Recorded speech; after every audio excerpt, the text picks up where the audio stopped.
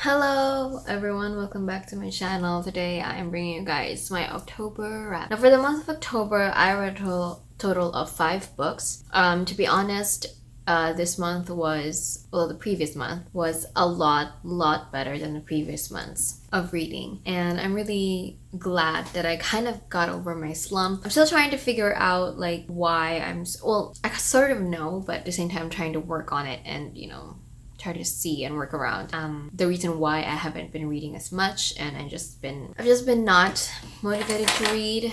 I mean, I'm still sort of am in a slump, but I've gotten a lot better when it comes to reading, especially with the past few months reading and stuff. So yeah, am I shaking? Without further ado, let's get started. So as I said, I did read 5 books this month. So the first book that I finished was I started reading it end of October, and that is Truly Devious by Maureen Johnson. This one I rated a 3 out of 5 stars. I didn't really find this very compelling. It is a mystery thriller kind of book. It's YA. I wouldn't say it's bad. It's just that I don't think it's anything profound. In terms of it being, very thrillery and, the whole mystery vibes. It fell flat for me. It just felt very surface level, and the twist at the end, I mean, I didn't guess it, but at the same time, I didn't really get enough to kind of be like, I wonder who it is, and feel like, oh yeah, that makes sense. And I didn't get that feeling from this book, and so 3 stars. It was fine. It wasn't bad. I didn't really get into the characters so much. I didn't really end up caring about what's gonna happen to a certain character. I didn't end up, wanting to find out what happened, and it just didn't really compel me to feel very. It didn't compel me. It didn't feel very strongly about the whole book. So I'm not gonna be continuing the series. I don't know if the second book is gonna be good or if it is good, but I don't think I am gonna continue the series. I have a lot more books that I want to read, and I don't want to force myself to read something that I'm not sure of. So the next book that I finished is actually the main book that I wanted to read for this month, and that is The Priory of the Orange Tree. You can see how much the color has faded from the font, and this is a behemoth. This is a adult fantasy, I want to say high fantasy book from the author of The Bone Season, Samantha Shannon. I have read Bone Season, the first book. I haven't read the rest of the books yet. I'm waiting for everything to come out before I start reading again, but I've been wanting to read something from her because I remember really loving The Bone Season, and so I wanted to read this, partly because Samantha Shannon wrote it, and partly because it's about dragons and it's fantasy. And on top of that, this is a standalone, so I don't have to wait for any other book to come out. I mean, if she is going to release any other books in this world, I will definitely read it. But in terms of just this being a series, being a standalone, I was so glad about that, because we rarely ever really get any kind of fantasy standalones. So I was very excited to read this. And dragons. With the end of Game of Thrones, it's I need more from dragons. And so, again, I was very excited to read this. It's one of my most anticipated reads for this year, and I loved it. Obviously. I mean, it did take a while for me to get through it. I think that's, again, partially because of me and my slump, and I think it's been happening to me. I don't know. But definitely would rate this a 4.5 stars, if not a 5 stars. I enjoyed reading this a lot. There was sort of a lull. Well, I wouldn't say a lull, but we definitely took our time building the story. This is 800 pages. So we definitely took our time to build the world and the people and the cultures and stuff. So there was a lot happening. I would say in the first 100 pages, 150 pages or so. I didn't find it boring. It's just that there wasn't really happening. At the same time, I understand that that's where we're establishing the baseline. This is the world, and so that kind of was a little bit slow for me, but then everything started picking up, and then everything started happening, and I'm so happy I got to read this book, because this is a really good book. Probably one of the best books that I've read this year. Maybe I'm being biased because it is fantasy and it's dragons, but yeah, I really enjoyed this book. If you haven't read it and you're a fan of fantasy, you love dragons, it's a really good storyline, the plot, the characters.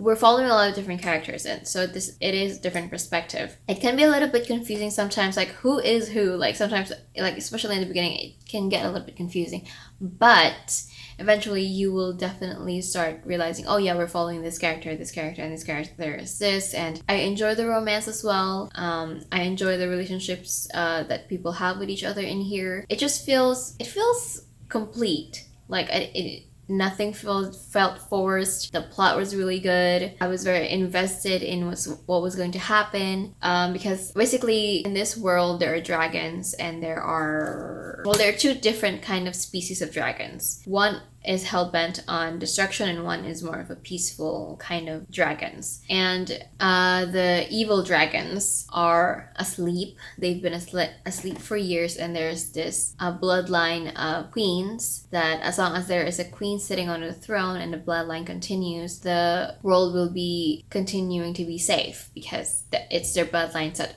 keeps these dragons asleep. But recently there has been more and more dragons that have been waking up and wreaking havoc and stuff, and so it kind of goes from there. And we're following the queen, some spies, we're following different factions for rebellions, we're following the different countries and different worlds, the different countries in this world, and their stance and get with dragons, against dragons and stuff. So it was very interesting, and definitely could see the world expanding and us getting a little bit more from this story and from the characters that we have. But it as a standalone I'm not really looking for anything more. I mean, definitely would want more, but like in terms of just this book being a standalone, yes. Alright, so the next book that I read is Stargirl by Jerry Spinelli. This is my favorite book, like my favorite book. I have been wanting to reread this for years. I read this when I was in, I want to say second or third year high school. And at the time I was, I want to say 14, 15, maybe 16. So I read this around that time. And I don't know, for some reason I remember the characters and the story being middle grade. I think it can be middle grade, but it's young adult. It is young adult. I don't know, I remember it being middle grade, and everything else felt as though it's middle grade. I mean, it's a short book, it's less than 200 pages. And I remember when I read this, I wished I read this earlier in my life, like when I was like 12 or 11.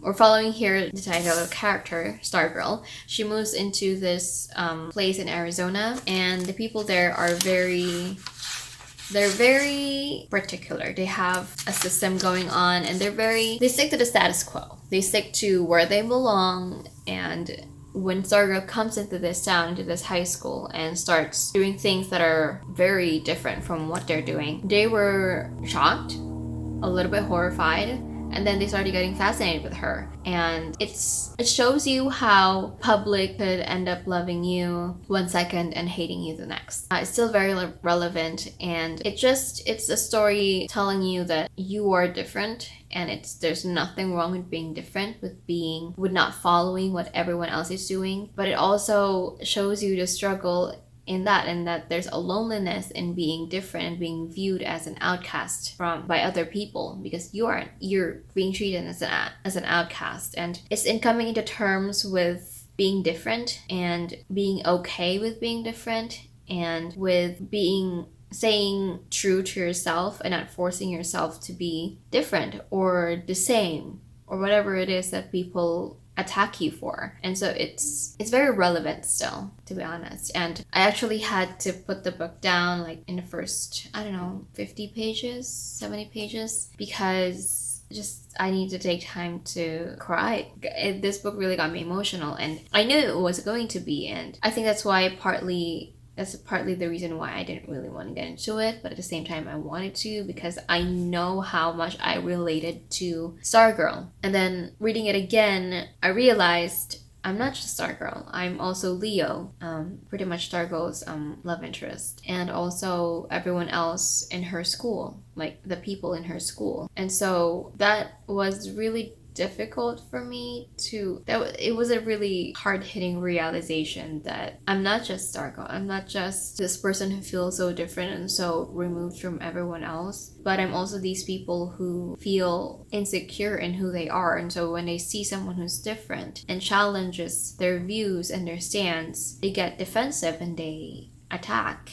And it was very was very emotional. Just still my favorite book. It's hard to rate this one because obviously this is my favorite book. It's gonna be a 5 stars. But in terms of just, you know, the writing style and the characters and stuff, obviously I liked it. I wouldn't be so affected by this book if I didn't. And I would definitely suggest this to anyone and everyone. It doesn't matter who you are, what you are. I think this is a really good book to read because it really just raises a lot of questions. It makes you realize a lot of things that you may or may not be doing that is either good or bad. And it's not telling you to be like, I'll be this, you know, manic pixie kind of girl. It's just telling you that people can be different and people don't need to be following the same rules. And if you see someone who is different, who might have a different belief from you, might be complete opposite of your beliefs, as long as they're not hurting anyone and they're not being, you know, dangerous and abusive, there's nothing wrong with them having that belief. There's nothing for you to attack or defend yourself from. So, Stargirl by Jerry Smelly. Alright, so after that, I did kind of took a little bit of time to just absorb it. I didn't really take like a whole week of not reading. Decided to read Sadie by Courtney Summers. I don't think Sadie was part of my TBR for this month, for October, but I don't know, recently I've been hearing a lot of people talk about Sadie. Maybe it's because, you know, October thrillers and mystery stuff. So I decided to pick up Sadie, and a lot of people were saying that Sadie in audiobook form is really good because it has a full cast, and I agree. I really enjoyed reading Sadie. Now this is another book that's hard to rate because it talks about a lot of stuff that are very triggering. So there are a lot of trigger words, trigger warnings for this book. So, you know, rape, and that's like the main thing, abuse, drugs, alcohol, a lot of things, everything pretty much. So it was really hard to read this book because of the topics that we are discussing, not necessarily because it's a hard book to read or listen to. The audiobook form is really, really good. I haven't, you know, read the actual like book form, but the audiobook is full cast. It was really amazing listening to it and just hearing, you know, the different people and, you know, how they just, you know, the characters that they play, and it was really a good book to listen to. In terms of the plot, we're following Sadie, who lost her sister a few years before, and her sister was 6 years younger than her, I think. And Sadie, growing up, took care of Maddie for most of her life. Ever since Maddie was born, she's been pretty much the mother of Maddie, because her mother was pretty absent. So they together have gone through a lot, and Maddie was found dead one day. And, you know, Sadie's world just pretty much explodes, and she's trying to find, you know, the killer. It's been years, nobody has found who had killed Maddie, and we're also following a reporter who's trying to, you know, find Sadie because Sadie decides to run away and, you know, solve the mystery on her own. And so he's trying to trace her steps. They had not found Sadie. Sadie was believed to be dead, and so we're just following him track her, and we're pretty much following two different kinds of perspectives. We're following the podcast host perspective and Sadie's perspective as the podcast host discovers like and traces her steps. We also see the events unfold from her perspective, and so it's a very difficult book to listen to. It's in terms of the plot, I really did enjoy like how we fought like Sadie and, you know, where the story went and how the story was formatted.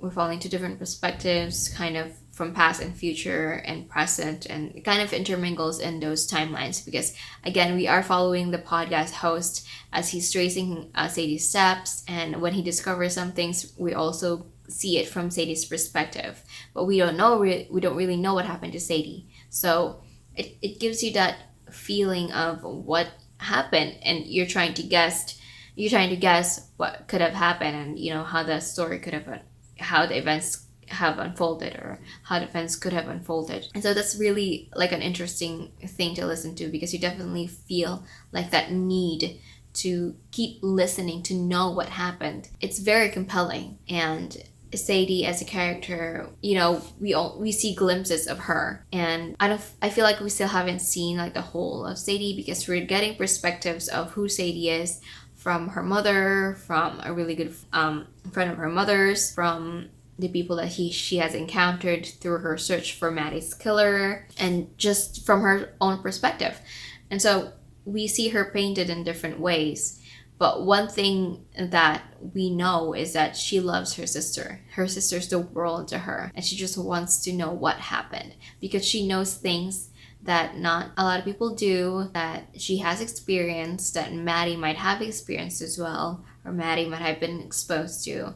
And so you see her outside of these people's lenses. At the same time, she might not be the most, trusted, or she might not be the most reliable character to follow. So yeah, in terms of, the plot and the characters, I really did care for the plot. Like, I wanted to know what happened, and, I didn't know how things were going to turn out. You think you might know someone who might have done it, but then you realize maybe it's not this person, or maybe it's someone else, or maybe it's like other people involved and stuff. So it was very interesting. It definitely took me for a ride. Again, it talks about a lot of really serious and painful, difficult stuff, and so it's really hard to rate this. I would rate this a 4.5. I want to say 4.75 because I really ended up really caring about what's going to happen. I wanted to keep listening, and I wanted to know what's going to happen to Sadie, what really happened to Maddie. And so in that regard, I will rate it as a 4.5 stars. All right. So the last book that I read for this month is The Beste Boys by Mary Weber. This was an okay book. I rated this at 4 stars. I enjoyed it. It was really fast paced. I expected the first 200 pages, I want to say, I was expecting a lot more things to happen. It wasn't boring. It was just, I expected to be taken to this whole labyrinth thing, because the main premise of the story is that in this town every year there are people who go into this labyrinth of this one guy is really, because this one guy is really rich and stuff, and so he gives out a full scholarship to this really known and prestigious university once they kind of finish the labyrinth. And so only boys have ever been into the academy, and only boys are accepted into the academy, and only boys have been joining the labyrinth maze test thing. And so in this world, we are following, what's her character? Ren. She wants to be a scientist, but again, in this world, she doesn't have those resources. It's very archaic in a way. Women are seen as people who need to get married and find a good marriage, and after that, they're just gonna take care of the house and estate and stuff. And it's very archaic in that way, and only boys are allowed to go into this school. But she is very brilliant and she's very smart, and so she wants to go into this. She decides to pretend to be a boy to get into this labyrinth and take the test and maybe win the scholarship. She's trying to find a cure for the disease that has been going on in her city, because her mother has personally has this disease. And so together with her cousin Selene, they go into this labyrinth and they try to claim the scholarship prize. And that's the main story. I thought that would be the main thing that's going to be happening for most of the book. I thought it was going to span a few days, if not a few weeks, but it turns out it's only a day or two, the whole labyrinth thing. So that was really surprising to me. But at the same time, I realized, that makes sense. And so it's fantasy for sure. It's young adult. I thought it was more, how do you say it? What kind is it? It's not fantasy, but it's a historical fiction kind of thing, or just fiction. It's based on a historical time, but you don't really have magic. And so I thought that was it. But I'm so glad it wasn't.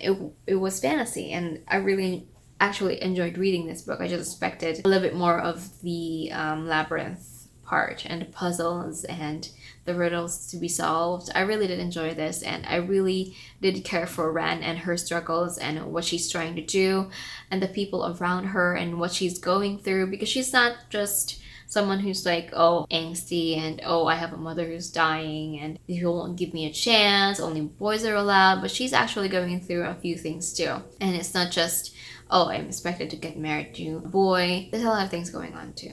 There's other things going on too. And so it's really interesting to see the dynamic, and that small twist at the end. It wasn't really surprising. Well, it is sort of surprising, but I wasn't really like, oh my gosh, what? I mean, I saw how it could, you know, explain a lot of things, but at the same time, I wasn't really invested into the twist that they introduced into the story. But yeah, that is it for To Beste Boys. And so that is it for this month.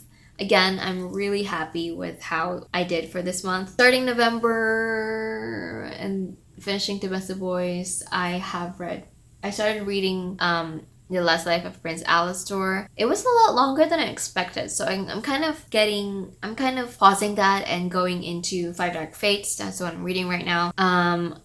I don't know if I'm gonna go back to it. I might have to like reread from the start because I was just lost. I was like, wait, what's happening? Why is it so long? Why is it taking so long to read? It's 400 pages. I didn't remember Prosper writing to be that long. But yeah, that is it for this month. Thank you so much for watching. I hope you guys enjoyed, and tell me what you guys thought about the books that I've read, if you've read them, if you're currently reading them. And yeah, I will see you on my next video. Bye.